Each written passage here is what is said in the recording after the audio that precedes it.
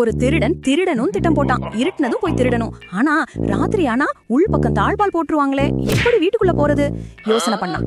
சரி, பகல் நேரத்திலே யாருக்கும் தெரியாம அந்த வீட்டுக்குள்ள நுழைஞ்சிருவோம். அங்க போய் எங்கேயாவது ஒளிஞ்சுக்குவோம். ராத்திரி எல்லாரும் தூங்குனதுக்கு அப்புறம் நைஸா போய் இருக்கிறது பூரா எடுத்துக்கிட்டு ஓடி வந்துடலாம் அப்படின்னு திட்டம் போட்டான். ஒரு நாள் மத்தியானத்துக்கு மேல அந்த வீட்டுக்காரர் வெளியில போனார். மனைவி சமைச்சுக்கிட்டு இருந்தாங்க. இதான் சமயம்னு வீட்டுக்குள்ள மெதுவா நுழைஞ்சிட்டான். அங்க ஒரு பெரிய கட்டில் இருந்தது.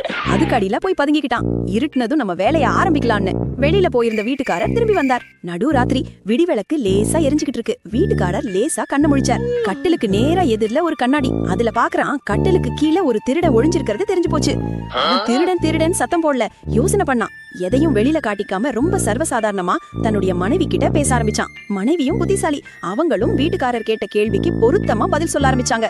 புருஷன், நமக்கு குழந்தை பிறந்தா கிருஷ்ணமூர்த்தின்னு தான் பேர் வைக்கணும். அதெல்லாம் முடியாது.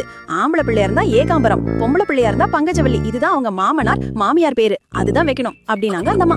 இல்ல, நான் முடிவு பண்ணிப்புட்டேன் கிருஷ்ணமூர்த்தின்னு கத்துனா இவன். இல்ல, ஏகாம்பரம் பங்கஜவல்லிங்கிறது இந்தம்மா. வாதம் முத்தி போச்சு, ஒரே சத்தமா போச்சு. இத கேட்டதும் பக்கத்து வீட்டுல இருந்தவங்க எதிர்த்த வீட்டுல இருந்தவங்க எல்லாம் எழுந்திருச்சு ஓடி வந்து இவங்க வீட்டு கதவை தட்ட ஆரம்பிச்சிட்டாங்க. இவன் போய் கதவை திறந்தான். யாருக்கு என்ன ஆச்சு அப்படின்னு கேட்டாங்க.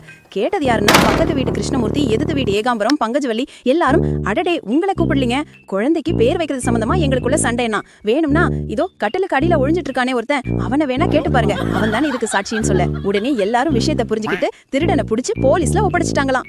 இக்கட்டான நேரத்துல கத்தியை எடுக்கிறத விட புத்தியை உபயோகிப்பதுதான் சாமர்த்தியம்.